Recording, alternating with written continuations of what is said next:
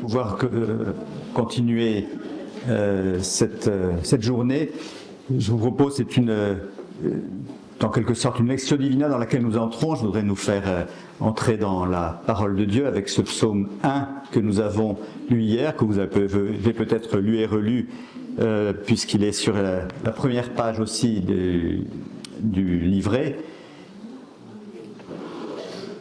Et je voudrais d'abord rentrer dans la parole de Dieu pour entrer dans la parole de Dieu, mais finalement y trouver des perles, des fruits pour mieux comprendre notre participation aux équipes du Rosaire, ce qui nous unit et ce qui nous rend, j'ai envie de dire, ce qui nous rend enthousiastes et pleins d'espérance.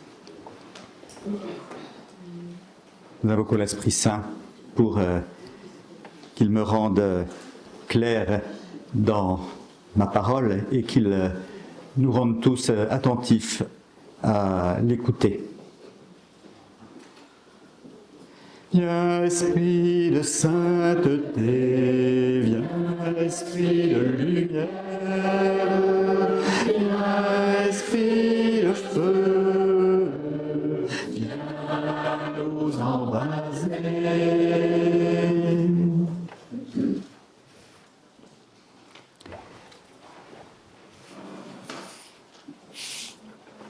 Il donnera du fruit en sa saison. Cette phrase est tirée donc du psaume 1. Elle est la ligne de fond de ce Conseil national pour exprimer que nous voulons parler d'avenir, de devenir, de vocation, de prospective, de fécondité. Cette phrase, nous pourrons l'appliquer à nous-mêmes dans notre vie, chacun personnellement, mais aussi à notre engagement, à notre mouvement et à toute réalité de notre vie chrétienne, paroisse, communauté et notre Église elle-même. Je vous propose de nous plonger dans l'ensemble du psaume, prendre la peine d'une lecture méditée de ce psaume au cœur duquel se trouve ce message d'espérance qui nous mobilisera. Il portera du fruit, il donnera du fruit en sa saison.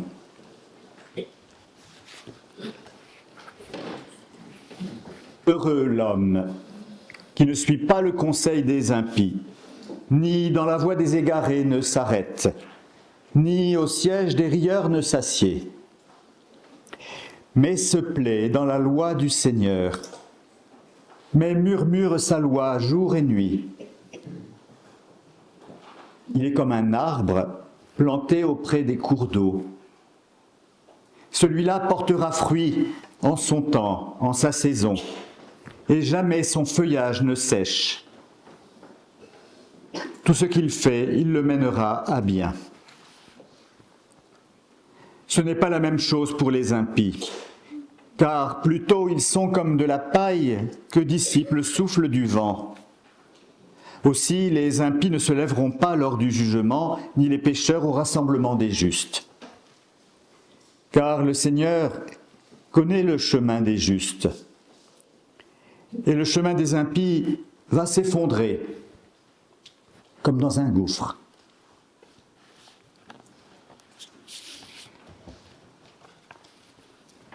Je vous propose d'entrer en douceur, si je puis dire, dans ce psaume par l'image qui est en dessous du psaume que nous avons lu, page 34. C'est une enluminure d'un psautier anglo-catalan. J'étais surpris de cette image que je trouvais assez moderne par certains côtés. Cette image donne une illustration du chemin du juste et du chemin de l'impie. Ici, le juste est valorisé, honoré, et représenté dans le calme. L'impie, lui, est conduit à sa perte sans avenir et représenté dans une agitation écrasante. En haut, à gauche, Jésus, qu'on reconnaît avec cette auréole, avec la croix. Jésus est assis sur un trône de sagesse associé à une ville. Est-ce la Jérusalem céleste, ce lieu du paradis? Il est entouré de 2 anges. Il tient un stylet dans la main pour instruire. En haut, au milieu, donc l'image qui est au milieu, sur la partie haute, vous avez le ciel et la lune qui sont représentés. Le soleil et la lune, pardon, qui sont représentés sur fond de ciel. C'est le passage du temps. Sous cette évocation du temps qui passe, Jésus se tient debout. Et il est dans une attitude de marche. De sa main droite, le Christ montre du doigt la scène où lui-même, le Christ, enseigne la loi, la première image. De la main gauche, il tire à lui le personnage qui semblerait se poser la question de ce qu'il doit faire. Un personnage qui a une attitude de quel côté va-t-il, comme si presque dansant. Ce personnage que Jésus attire à lui a sa main gauche vers Jésus et sa droite qui s'en va vers la 3e image. Il est dans un entre-deux, tiraillé. La 3e image vers laquelle le personnage tend la main est le chemin des méchants. Le début de leur chemin, pourrait-on dire. Selon la traduction latine du psaume qui est derrière cette image, qui est avec cette image, c'est un chemin des pécheurs et un siège de pestilence, si l'on traduit une chaire de pestilence. Cathedra pestilentiae. Cette chaire de pestilence est représentée par un personnage qui ressemble à un roi et à qui l'on fait des honneurs. Des gens lui offrent des cadeaux. On a l'impression d'un groupe qui se met bien avec lui. Mais on pense à une forme de compromission. Mais de l'autre côté, il y a un petit démon qui vient lui parler, lui donner des conseils, l'influencer. En dessous, sur l'image du bas, nous voyons un personnage qui tient une cruche tout à gauche, une cruche qu'il verse, il en sort une rivière, telle qui parcourt tout le bas de l'image. Ce fleuve coule près d'un arbre fruitier.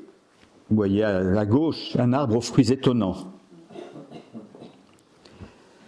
Au centre de cette image, une grande tête souffle vers le haut. Au centre, en dessous de la colonne bleue. Il souffle comme dans un tube. Cela symbolise l'expulsion des impies qui sont comme de la poussière, de la paille que dissipe le vent.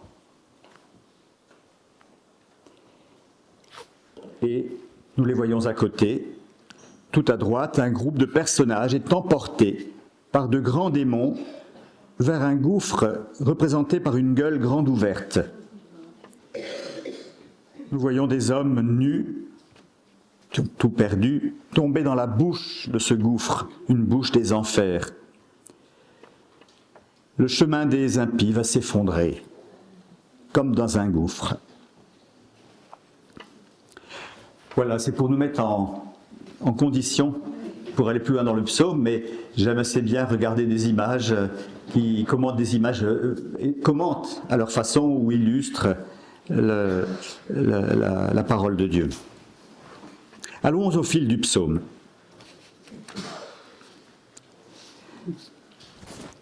Au verset 1. Dès qu'on entre dans le psaume 1, et donc dans le psautier, c'est le porche d'entrée du psaume. Dès qu'on entre dans le psaume 1 et dans le psautier, le psaume vient nous chercher. Le bonheur, où est-il ? Oui, quelque chose est visé, le bonheur. Où est l'homme heureux ? Qui est l'homme heureux ? Comment est l'homme heureux ? Le mot bonheur vient dès le début, mais aussi c'est le mot homme qui résonne avec éclat. le mot Dieu n'est pas premier dans le livre des psaumes. L'homme et ce qu'il vise, le bonheur, arrive en premier, comme un programme annoncé. En tête du psautier aussi, le psaume 1 nous montre deux hommes, deux personnages, on vient de les voir dans l'image, on vient de saisir deux types de personnages, le juste et les impies. Du reste, on voit le juste est au singulier et les impies sont au pluriel. Il y a une manière d'être juste, même s'il y a différentes façons de poser ça, mais il y a une justice, une justesse, tandis qu'il n'y a pas d'unité dans l'impiété. Ça va dans tous les sens. On pourrait tirer ça. Alors, regardons comment est présenté le juste. J'ai envie de vous faire travailler un petit peu. Dans ce premier verset, que constatez-vous dans cette première strophe? Est-ce qu'il y a quelque chose qui vous saute aux yeux sur heureux l'homme? Cet homme heureux, comment est-il présenté? Rien que dans la manière dont c'est écrit. Marcheur. Négatif.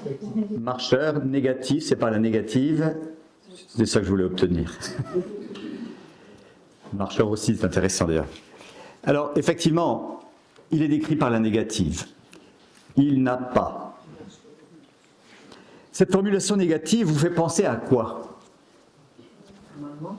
Pardon? Au commandement. Au commandement, effectivement. D'emblée, nous entendons la place de la loi dans la vie du juste. La loi va aider le juste à être heureux. La loi du Seigneur, comme les commandements qui font partie de cette loi du Seigneur. Donc déjà, rien que par la manière dont c'est traité, on a l'idée de l'importance de la loi dans la vie de l'homme juste. Donc la loi au sens large, les commandements, elle est la parole de Dieu, ce par quoi Dieu nous fait, vient à nous et nous fait savoir ce qui est important pour nous. Mais cette formulation négative peut rappeler aussi autre chose. Peut-être que ça ne vous viendra pas de la même façon, aussi spontanément. Pardon?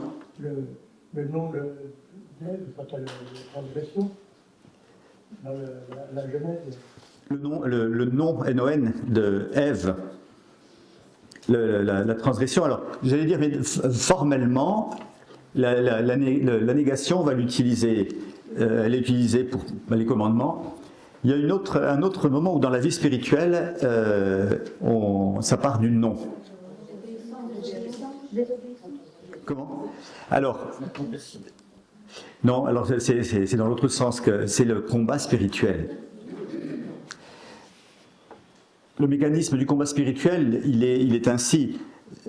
Ça commence en général par « je ne dois pas faire ceci ou cela »,« je ne veux pas faire ceci ou cela ». Je ne dois pas m'arrêter dans ma lancée. Et puis ça évolue vers des injonctions de ce type, je dois aller jusqu'au bout de ce que j'ai décidé. Dans le combat spirituel, on va essayer de dire, mais comment je me mobilise? Et déjà, c'est que ça, non, ça, non, ça, non, et j'ai un combat pour pas aller ici ou là. Et puis après, ce combat, il devient plus positif et c'est heureux. Je sais pourquoi j'y vais, je sais ce que je veux, et je parle en termes positifs.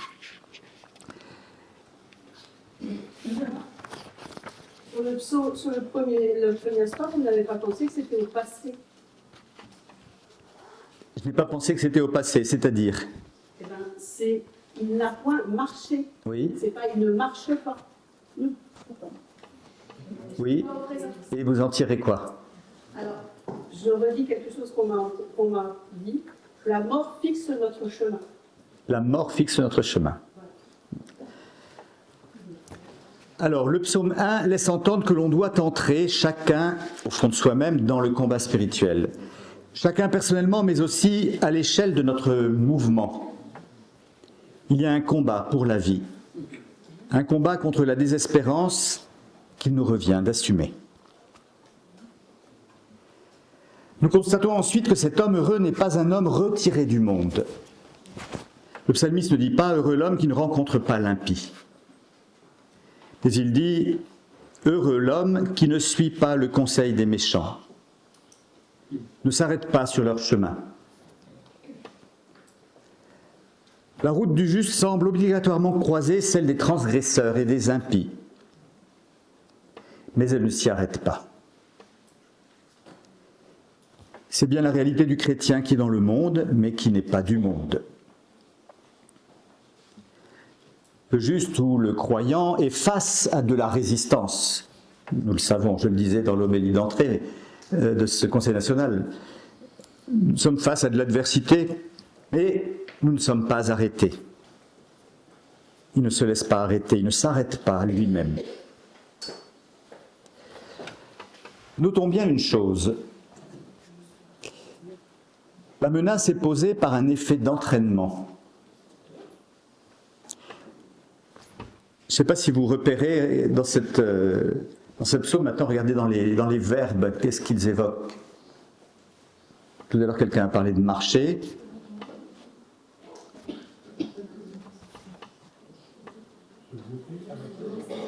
Pardon ? Marcher, s'arrêter, s'asseoir. Ce sont des positions, 3 positions, effectivement. On commence à marcher sur le mauvais chemin. Mauvais conseil. Vous connaissez l'expression, hein, on file un mauvais coton. On se laisse influencer. Et puis, on s'arrête.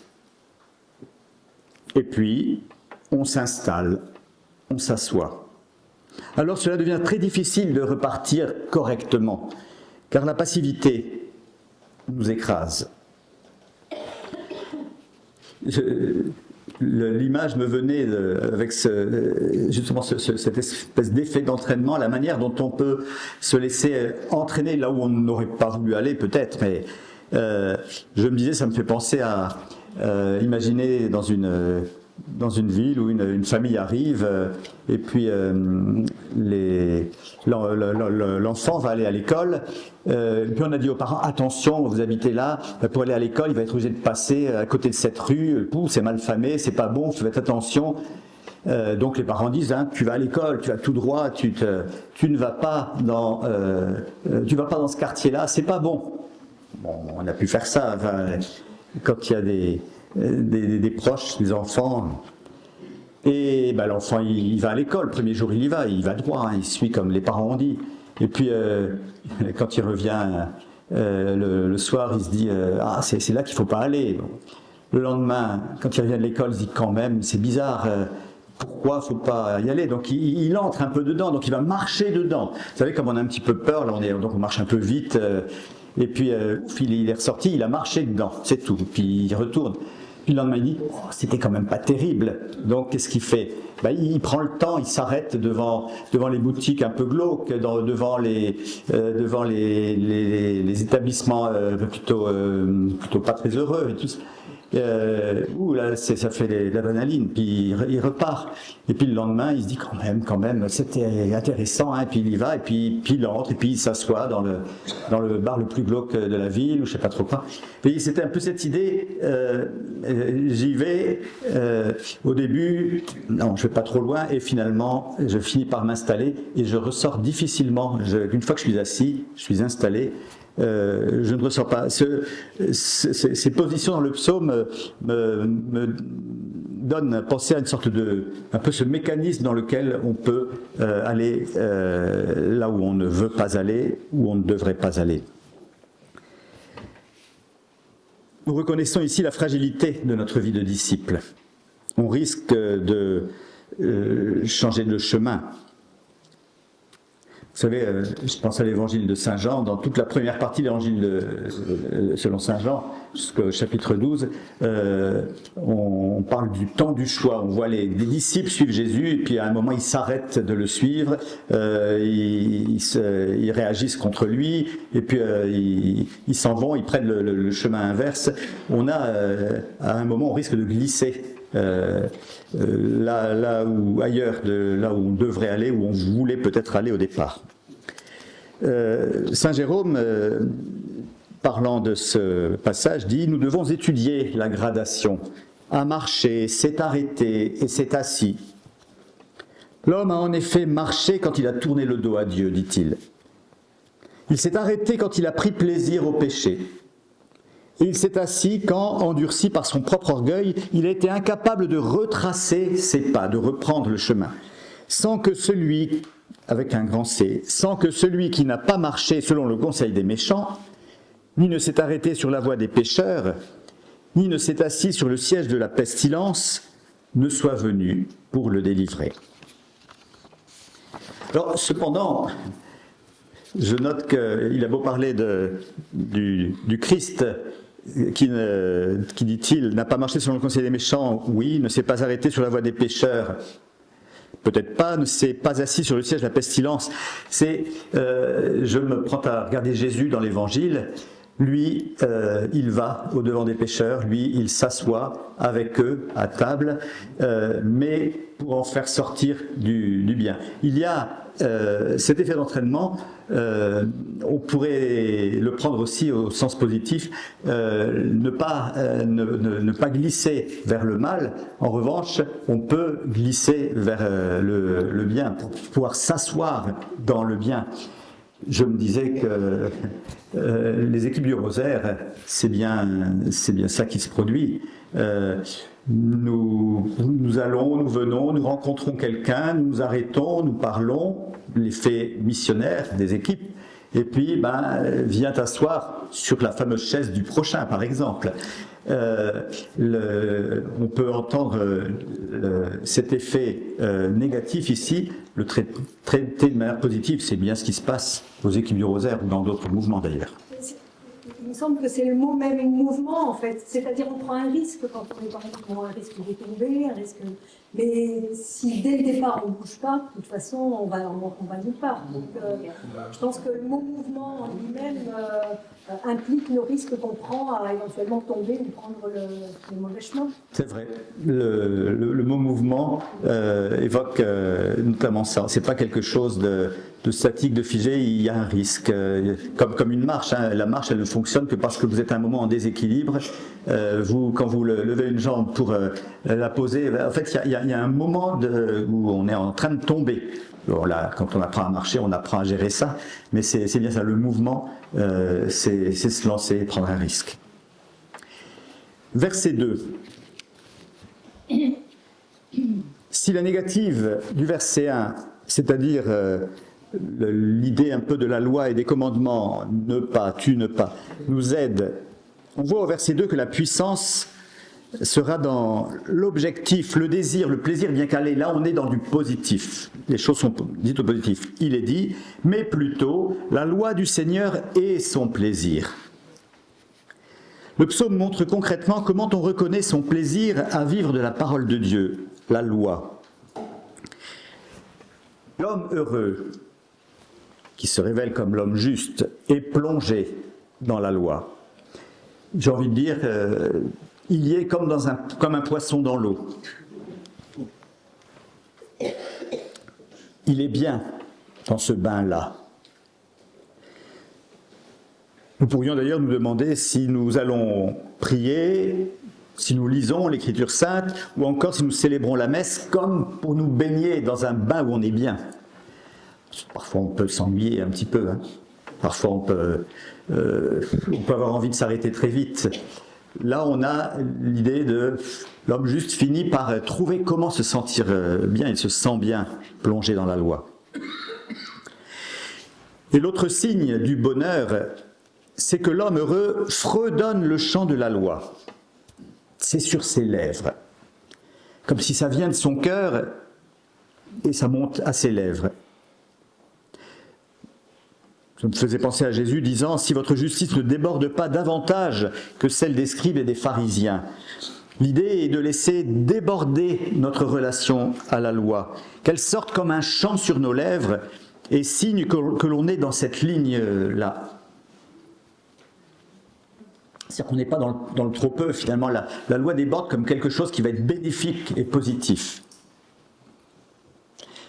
Cette image visuelle, la parole qu'on fredonne, et pour moi le mot fredonner renvoie une forme de joie, me fait penser à cette exhortation de saint Paul, 1 Thessaloniciens 5, 17, C'est-à-dire qu'on pense à un effet permanent, incessant. Soyez toujours dans la joie, priez sans cesse. Ou encore, 1 Corinthiens 10, 31, faites tout pour la gloire de Dieu, soit que vous mangiez, soit que vous buviez, et même au temps du sommeil. Ce verset du psaume 1 reprend ce que Dieu demanda à Josué avant qu'il entre en terre promise. Que le livre de cette loi soit toujours sur tes lèvres. Médite-le jour et nuit, afin de veiller à agir selon tout ce qui y est écrit. C'est alors que tu seras heureux dans tes entreprises et tu réussiras. Que le livre de cette loi soit toujours sur tes lèvres. Qu'est-ce que murmurer, qu'est-ce que fredonner ou murmurer? C'est plus que chuchoter et ruminer. Aux temps anciens d'Israël et plus largement dans l'Antiquité, on lisait à voix haute. Il n'y avait pas vraiment de lecture mentale. Le corps, le sensible de la lecture, soutenait la contemplation de la parole de Dieu. Ainsi, la contemplation était ce qu'elle devait être, sans cesse, en quelque sorte jour et nuit. Dans la lecture mentale, il y a quelque chose qui s'arrête un peu sans qu'on s'en rende compte. Quand on se tient dans une sorte de sans cesse, quand le corps est mobilisé sans cesse, vous allez me dire ça fatigue peut-être, mais en même temps il y a une sorte de contrôle qui est peut-être plus grand. On sait quand on s'arrête d'une certaine façon. Et cette méditation est appelée à donner une piété extérieure. Elle pourra conduire à une manière d'être, de vivre et d'agir selon ce que l'on murmure. Une sorte de prolongement de cette loi qui murmure en nous, qu'on murmure, et la façon d'agir.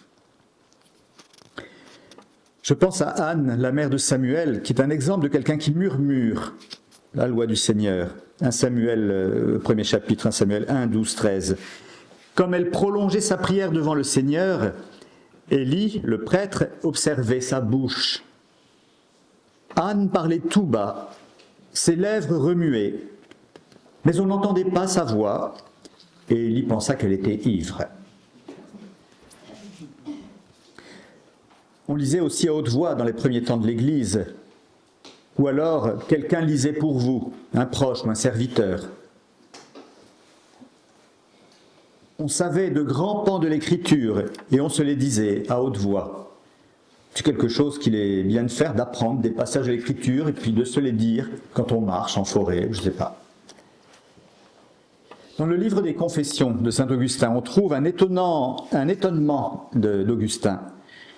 Il va remarquer un jour que saint Ambroise, qu'il admire, a la Bible ouverte devant lui. Il aperçoit que ses lèvres bougent, mais il n'entend rien. C'est là une méditation de la Bible, l'écriture murmurée. Les moines et les moniales qui récitent et chantent les psaumes, cela nous renvoie à une réalité semblable. Faire tourner la parole de Dieu sans cesse sur ses lèvres.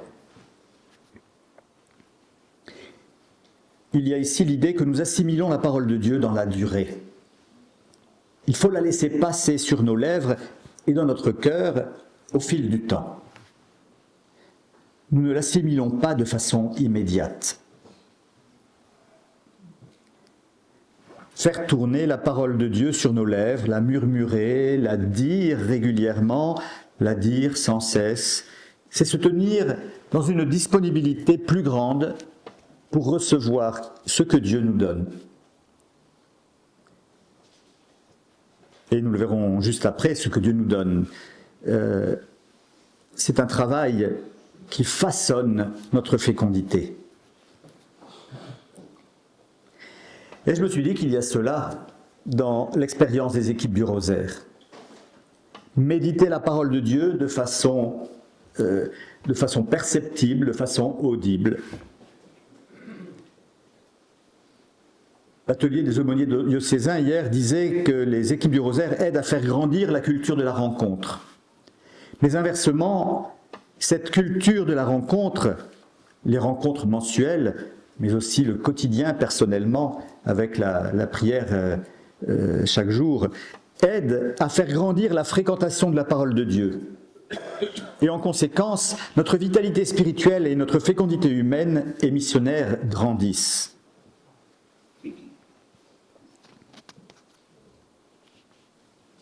C'est une forme de murmure que les éclipses du rosaire font entrer dans une forme de murmure, d'expérience, de fredonner la parole de Dieu, seul et à plusieurs. Ça nous façonne, cela façonnera notre fécondité. Verset 3. L'homme juste, heureux, reçoit de l'eau depuis les canaux d'irrigation. Cela signifie que ces canaux sont bien voulus par celui qui les a construits et organisés. Ce ne sont pas des ruisseaux comme ça, il semble que le terme renvoie à des canaux d'irrigation. Ce ne sont pas des rivières naturelles, ce sont des canaux organisés qui est évoqué ici.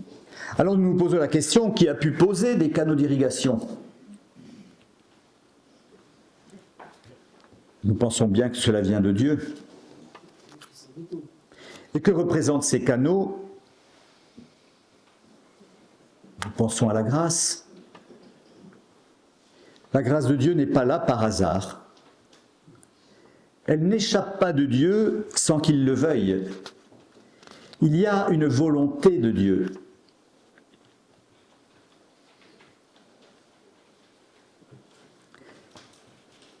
Chacun de nous, quand il cherche la justesse par sa familiarité avec la parole de Dieu, vit de la grâce. Et à une autre échelle, celle de notre mouvement des équipes, vit aussi de la grâce par sa fréquentation de la parole de Dieu, par la place que la parole de Dieu tient dans la vie du mouvement. Il y a alors un effet, un résultat. Grâce à ces canaux, il y a du fruit. L'homme heureux peut redonner. Il peut donner. Il peut transmettre. Il y a une fécondité. L'homme juste est présenté comme un arbre.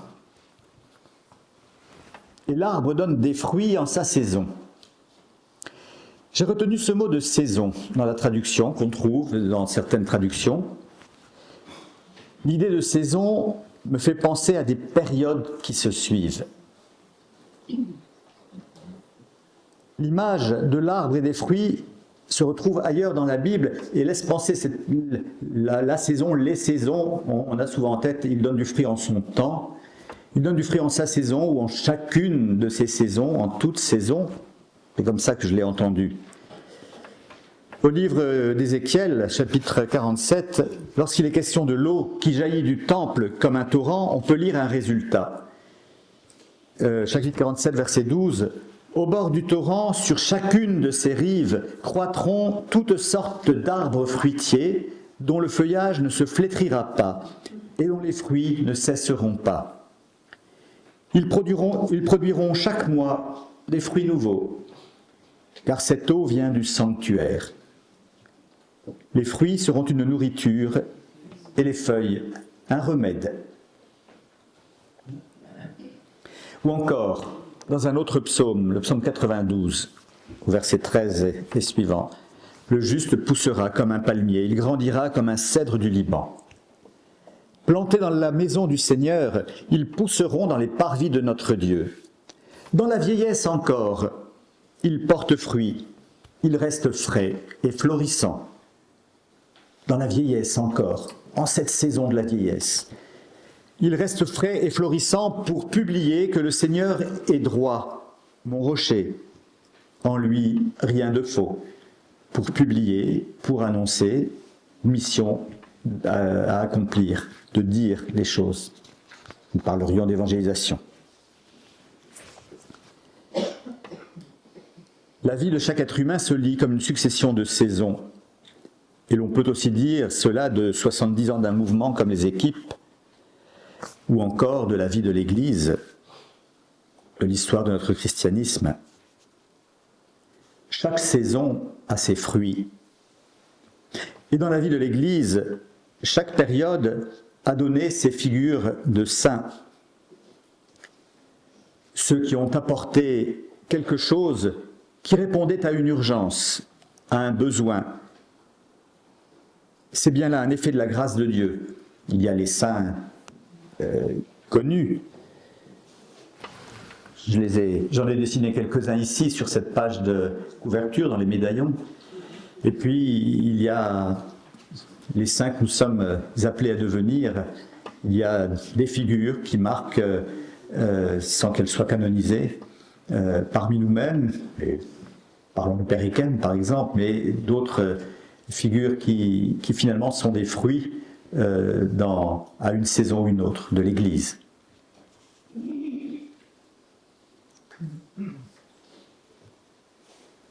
Mais une autre interprétation me vient aussi dans cette expression « en sa saison ». Cela me fait penser que l'homme doit accepter que sa vie a des saisons. Nous pouvons vouloir faire et vivre tout et n'importe quoi à tout moment. Mais l'arbre des fruits donne des fruits en sa saison. Des fruits différents selon la saison où il produit. Il est important d'intégrer la saison, nos saisons. Nous sommes dans la loi de Dieu, dans son économie, sa manière de faire vivre ce monde et de soutenir chacune de nos vies, la vie de nos mouvements, la vie de notre Église, la vie de notre monde. Il est important de ne pas se mettre dans l'impatience et la frustration qui viennent du tout de suite. Je me voudrais capable de donner, réussir, faire le bien, et cela tout de suite et tout le temps. Mais il y a des temps, des saisons. Par exemple, dans la vie religieuse, le temps du noviciat, on ne fait pas la même chose, on ne fait pas encore des choses au noviciat qu'on fera plus tard, quand on aura 15 ans de vie religieuse. Il y a le temps de la vieillesse, on ne fait plus les mêmes choses quand on a 80 ans dans la vie religieuse que l'on faisait quand on était frère étudiant. Il y a le temps des fiançailles dans la vie des familles, il y a le temps du mariage, il y a le temps du veuvage. Il y a le temps des débuts professionnels, le temps des jeunes mariés, le temps de la vieillesse, le temps de la maturité, le temps pour laisser la place à d'autres. Tout cela est important dans la vie spirituelle, de ne pas chercher à faire dans la saison où on est ce que l'on pouvait faire dans une autre saison ou ce que l'on pourra faire seulement après, dans une saison qui suivra.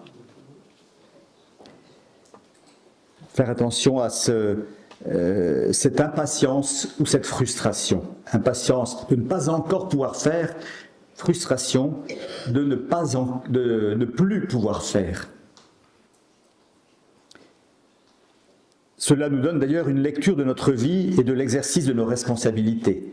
Vous êtes tous des responsables ici, ou nous sommes tous dans une responsabilité pastorale de quelque façon qu'elle soit, et nous rendons compte qu'il y a des choses, il faut attendre pour nous-mêmes notre capacité, mais aussi la capacité d'ailleurs des autres à recevoir.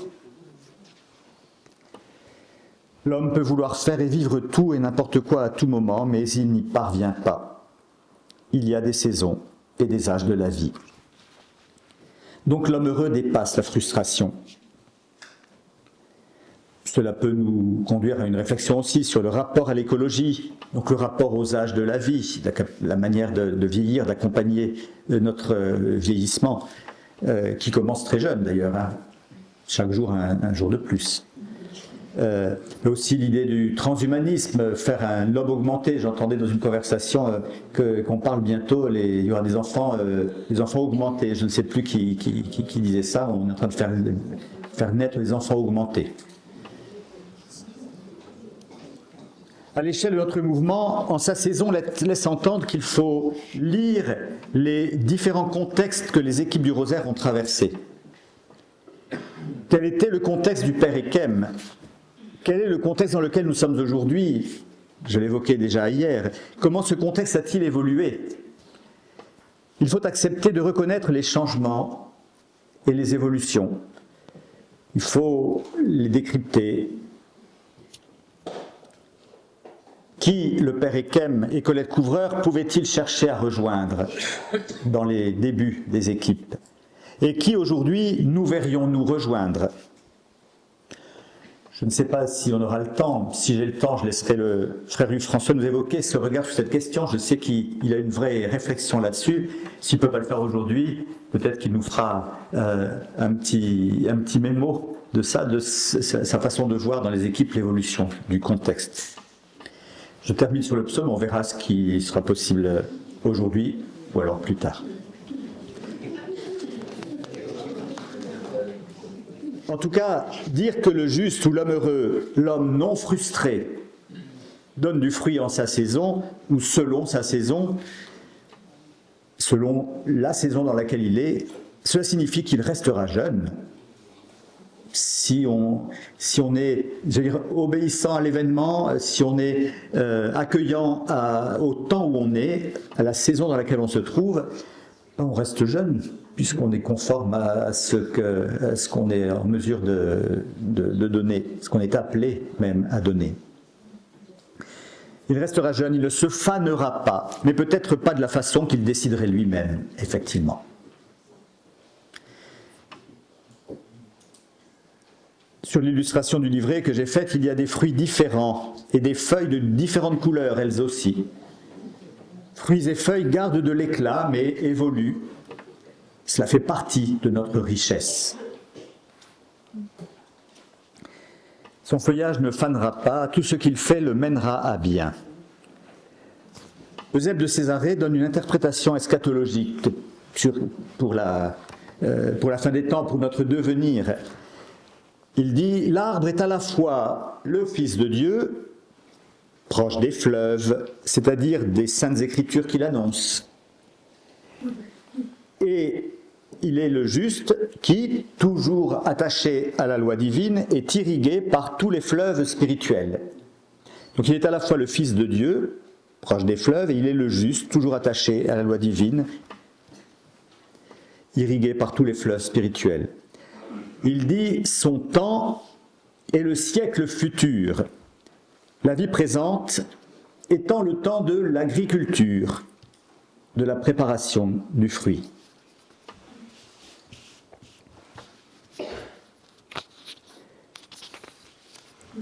Verset 4, les versets suivants, je vais être plus rapide puisque je voulais concentrer un peu sur cette image, notamment de l'arbre. Verset 4, il s'agit à présent, on entre dans la deuxième partie du psaume, il s'agit des impies. D'abord, on en parle en forme affirmative. Ils sont comme la paille. L'affirmatif les situe dans l'idée qu'ils sont dans le rentre-dedans. Ils veulent forcer le destin. Mais le contenu du texte dit qu'ils n'ont pas de consistance, au bout du compte. Nous, on a l'impression qu'ils pèsent beaucoup sur nous. Le psaume dit « Ceux-là n'ont pas de consistance en réalité. Ils sont comme de la paille qui s'envole et s'évanouit. » Et l'image du psaume, c'est quand même terrible, ce chemin des impies qui termine dans une gueule.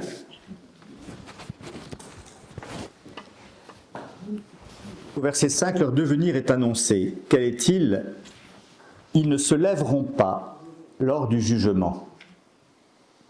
Ils seront écrasés par ce qu'ils entendront lors du jugement. Ils ne s'en relèveront pas. Moi, j'ai cette idée du jugement.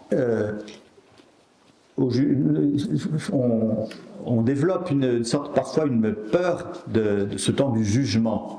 Le jugement personnel à notre mort. Mais il y a une sorte de confiance dans notre vie de foi qui nous fait dire, j'espère qu'effectivement je vais reconnaître celui qui veut me donner le salut, celui qui me conduit à la vie éternelle, j'espère que je vais le reconnaître au moment du jugement. J'espère que je vais savoir recevoir la façon dont il évalue, dont il estime ma vie. J'espère être accueillant à ça. Ici, on a le sentiment que l'impie ne saura pas faire face. Et il va tomber, il ne pourra pas se tenir debout. Se lever, ça nous fait penser à la résurrection dans la foi chrétienne. C'est un terme qu'on trouve dans l'Évangile pour parler de la résurrection. Ils ne connaîtront pas ce que la résurrection apporte comme bonheur. Et ils ne connaîtront pas le bonheur d'être rassemblés, unis au juste.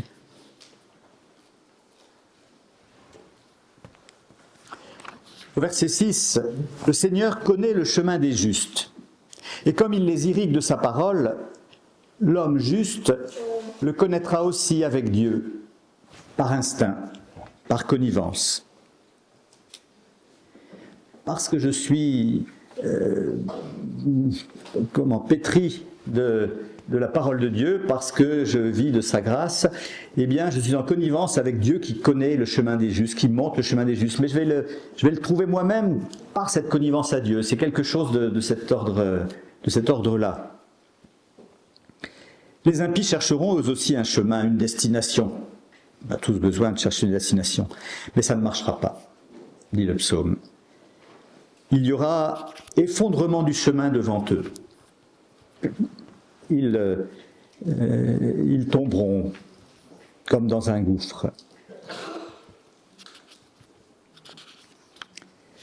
La voie, le chemin, c'est un terme biblique commun qui signifie manière de vivre ou conduite morale, comme résultat de la participation de l'homme avec Dieu.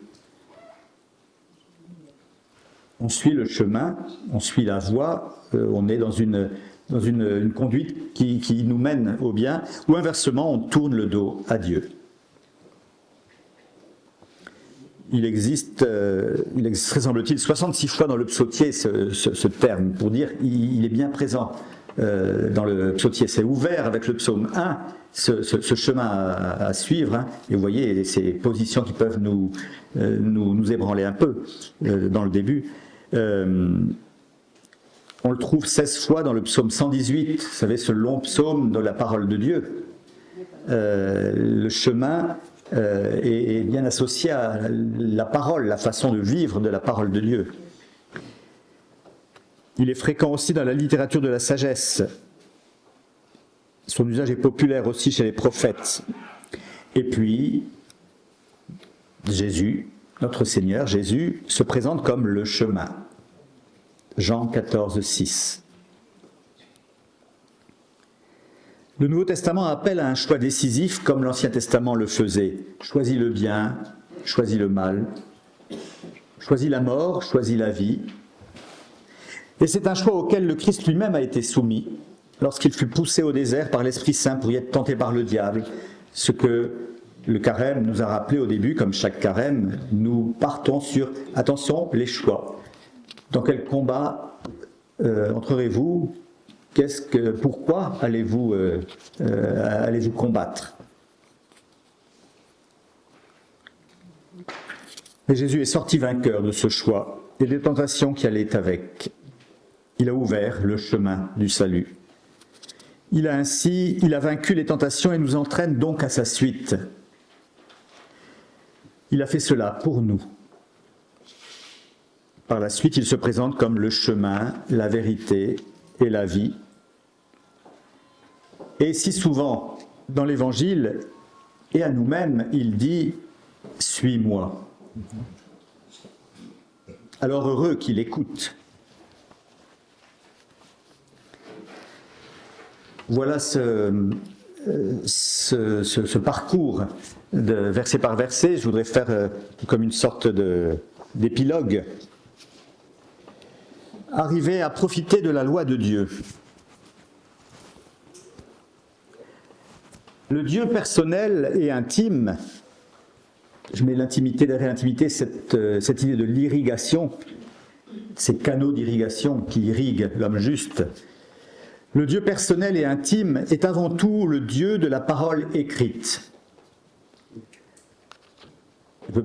L'idée de la parole de Dieu, pour nous, il faut que la parole devienne parole, enfin l'écriture devient parole, mais ce que je veux dire par là, c'est que nous le recevons sur une parole écrite. Malheur à qui voudrait aller plus loin en négligeant cela. C'est-à-dire, par exemple, chercher un Dieu sublime et sidéral, changer Dieu au-delà de ce qu'on reçoit, de ce qui nous est donné dans l'Écriture. Se mettre un surmoi spirituel plus écrasant que ce que Dieu nous donne à accueillir.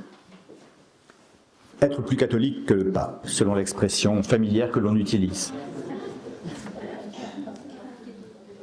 En quelque sorte, notre rapport à la parole de Dieu, c'est ni surplus, ni négligence, ni complaisance, ni transformation. Il y a là toute la difficulté à faire évoluer notre mouvement, les équipes, à intégrer les changements de saison, de contexte. On risque de le ramener abusivement à notre mesure. Ça a été dit hier par le groupe des responsables diocésains de dire si déjà on revenait un peu à des fondamentaux tels qu'ils nous sont donnés, si on était assez attentif à ce qui fonde le mouvement, ce serait peut-être quelque chose de très moderne, qui correspond à aujourd'hui, à notre contexte aujourd'hui. Il y a de quoi y trouver quelque chose. Ou alors, on peut faire l'inverse, c'est-à-dire d'ajouter des choses, de rendre ça plus lourd et plus compliqué. C'est-à-dire soit il y a négligence, soit j'en fais trop, mais dans les deux cas, je vais dénaturer l'esprit du mouvement. C'est pas l'esprit du mouvement qu'on cherche à mettre en avant, mais c'est la fécondité qu'il peut donner avec ces intuitions-là. Un deuxième point de mon épilogue, le psautier s'ouvre par une béatitude. Bienheureux l'homme qui trouve son plaisir et sa raison de vivre dans la loi et l'écriture sainte. C'est ça qu'on en tirera. La place de ce psaume, elle est à considérer tout à fait intentionnelle. Elle ouvre, je vous l'ai dit, le psautier. Dans le psaume, vous savez, on voit le psaume en plusieurs recueils, 5 recueils qui sont interprétés comme nous rappelant la Torah, la loi du Seigneur, avec les 5 livres de la loi. Le psaume, à sa façon, vient comme donner l'élan de la loi, un résumé de la loi. Le psaume 1 ouvre le premier recueil, mais on le situe aussi comme ouvrant le psautier dans son intégralité. Cette béatitude donne le ton à tout le psautier. Elle devient une clé de lecture à ne pas oublier. À l'homme qui veut le lire avec justesse, c'est-à-dire comme un homme juste, le psautier se présente comme une bonne nouvelle. Le mot bonne nouvelle, on l'a au tout début de l'évangile selon saint Marc. L'évangile, ça veut dire bonne nouvelle.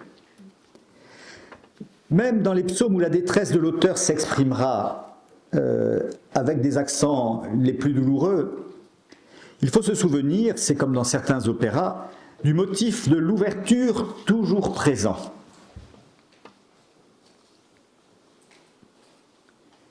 Notre vie chrétienne cherche le bonheur. Notre participation à un mouvement dans l'Église cherche aussi le bonheur. On ne va pas dans un mouvement pour se faire mal. On va dans un mouvement parce qu'on pense que c'est un bien, que ça nous conduit au bonheur et ça nous aide à conduire au bonheur. Je me souviens quand je suis entré dans la vie, avant d'entrer dans la vie religieuse et au séminaire, le Père Yves Sauvant a été présent à mes débuts de l'entrée au séminaire, avant de... La question des dominicains se posait déjà, mais j'ai hésité. Il a été quelqu'un qui m'a aidé à discerner cela. Et un autre prêtre du diocèse de Nevers, d'où je suis originaire, m'avait dit un critère pour la vocation, c'est est-ce qu'on peut répondre oui à ces deux questions? Est-ce que cela me rend heureux? et est-ce que je rends les autres heureux? Donc ça m'a beaucoup marqué, ça me marque encore d'ailleurs.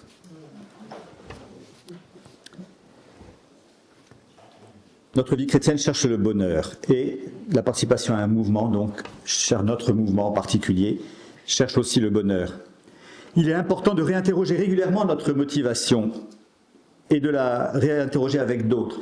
Vous avez vu dans les questionnaires, je pense que pour tous, j'avais posé la question de la motivation que nous avions à être dans le mouvement, à y vivre ce qu'on a à y vivre, à agir selon ce qui nous est demandé. Je crois que c'est important de se le redire de temps en temps et j'ai trouvé qu'il y avait beaucoup de simplicité et d'honnêteté dans les réponses, plutôt enthousiastes, plutôt dire qu'il y a une vraie motivation, certains disant plus trop. Mais c'est bien de pouvoir se le dire, parce que peut-être d'abord la motivation peut revenir quand on affronte un moment difficile, la remise en question devant une responsabilité, ou l'appartenance à un mouvement, ou même notre vie de croyant, de chrétien. Il est important de réinterroger régulièrement cette motivation, notre motivation, et de la réinterroger avec d'autres. Le Conseil national permet de faire ça et j'ai trouvé que ça avait l'air de faire gonfler, de montrer une joie de vivre ce qu'on vit. Merci à vous de donner ce témoignage-là, en tout cas dans votre manière d'être. Alors, réinterroger avec d'autres, c'est-à-dire, il y a l'idée de l'équipe qui est importante. L'équipe à laquelle nous faisons partie, l'équipe aussi que nous scellons en tant que responsable ou en tant qu'aumônier dans une concertation avec son binôme, ou avec le niveau d'au-dessus ou d'en dessous, diocésain, régional, national peut-être aussi, avec le bureau, avec le conseil, avec des collègues responsables ou aumôniers. Le fait de se retrouver dans un conseil national, c'est aussi de mettre des visages sur les responsables voisins de sa région. On les connaît peut-être un peu, mais peut-être plus loin aussi. Il y a des affinités qui peuvent se faire, des situations que l'on voit assez proches et on a envie de pouvoir être soutenu par quelqu'un qui vit les mêmes choses. C'est l'idée que je me fais en tout cas de l'équipe. L'équipage dans lequel on est. Je vous invite à lire la page sur l'équipe.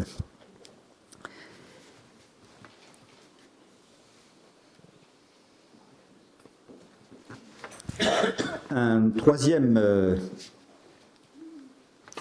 point de cet épilogue, le dernier, Saint Jérôme compare le psautier à un immense édifice, et le psaume 1 donc au portail d'entrée. J'ai déjà utilisé cette expression. Mais cette entrée se fait pourtant, j'ai envie de dire, avec un homme simple. Ce n'est pas un super-héros, ce n'est pas un surhomme. C'est un homme banal, ou disons, le plus humain des hommes. Cet homme juste, cet homme heureux. C'est l'homme ordinaire de tous les temps. Tel est le portrait que dessine le psaume 1. Le christianisme, dans la projection que nous donne le psaume 1, apparaît comme la religion la plus humaine de toutes les religions, peut-être.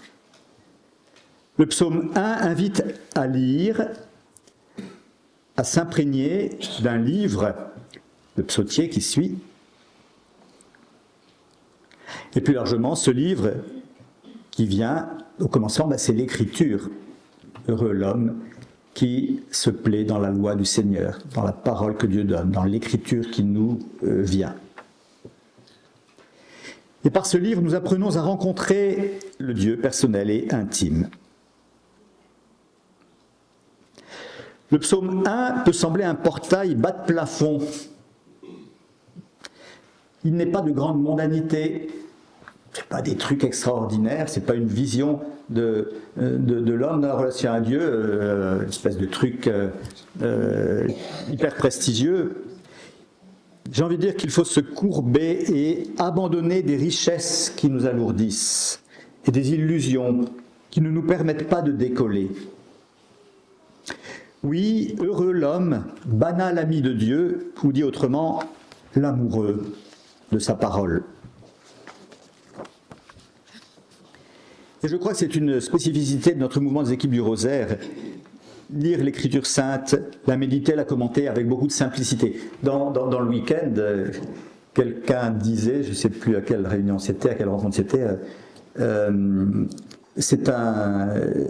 l'ai déjà entendu plusieurs fois, je le constate, hein, c'est un grand mouvement où il y a encore du monde, quoi qu'il en soit, mais très, très effacé, très, très discret, méconnu.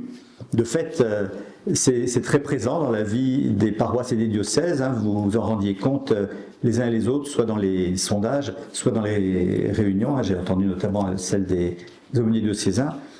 Il y a une espèce de simplicité de la présence de ce mouvement, et plusieurs d'entre vous disaient, c'est avec beaucoup de simplicité que les membres des équipes du Rosaire se retrouvent à être très acteurs dans la vie des paroisses. On s'appuie sur eux dans des paroisses, ça a pu être dit dans les sondages. Certains disaient, à cause de l'âge, ce n'est plus possible, mais enfin, il y a quand même beaucoup qui disaient, oui, effectivement, il y a un engagement avec une sorte de service simple dans la vie de l'Église. J'allais dire l'Écriture sainte, lire l'Écriture sainte, ça porte cette fécondité dans la vie de l'Église, pour chacun de nous. Alors, cette spécificité de lire l'Écriture sainte, de la méditer, la commenter, je redis, c'est une spécificité peut-être de notre mouvement des équipes du Rosaire. Je ne dis pas que ça ne se fait pas ailleurs, mais en tout cas, ça se fait comme quelque chose de central. Encore hier, il y avait une discussion, peut-être que vous l'avez vu dans les groupes, mais je crois que c'était à table, sur Marie, où beaucoup vont dire, spécificité du mouvement, c'est Marie. J'allais dire non, c'est pas spécifique au sens où des mouvements mariales, il y en a beaucoup. Il y en a un certain nombre en tout cas.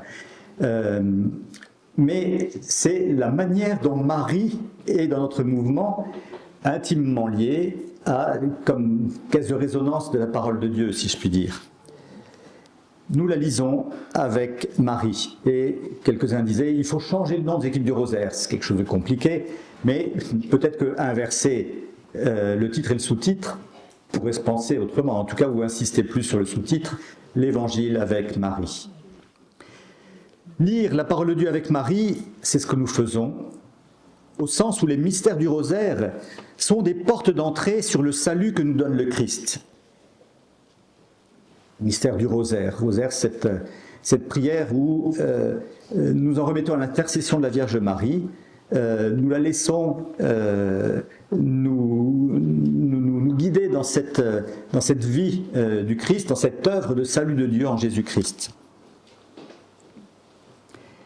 Les mystères du Rosaire sont comme des regards successifs, des approches, des saisons pour embrasser le grand mystère de notre salut en Jésus-Christ. La Vierge Marie nous fait prendre conscience de la richesse de ce que Dieu fait pour notre vie, pour notre salut. Nous lui demandons de nous faire regarder l'incarnation de Dieu en notre humanité, et c'est par exemple l'Annonciation. Nous lui demandons de nous aider à régler notre manière d'être et d'agir par l'imitation du Christ. Et ce sont les noces de Cana, ou encore l'invitation à reconnaître un appui à notre sainteté dans l'institution de l'Eucharistie. Nous lui demandons de nous aider à affronter la souffrance. Et c'est le courage de nous tenir avec elle, proche de la croix. Nous lui demandons de nous tourner vers notre devenir. Promesse de vivre de la vie de Dieu. Et c'est par exemple son Assomption qui nous montre que la porte du ciel est bel et bien ouverte à notre humanité. Voilà comment je décris notre mouvement marial et missionnaire, notre mouvement missionnaire et marial. Et ne perdons pas les fils de ce complexe mouvement. Forcément, on insiste plus sur un truc qu'un autre au moment où on nous pose une question, au moment où on doit y méditer, mais nous-mêmes méditons dans notre vie des équipes sur toute cette richesse de vie chrétienne que cela permet.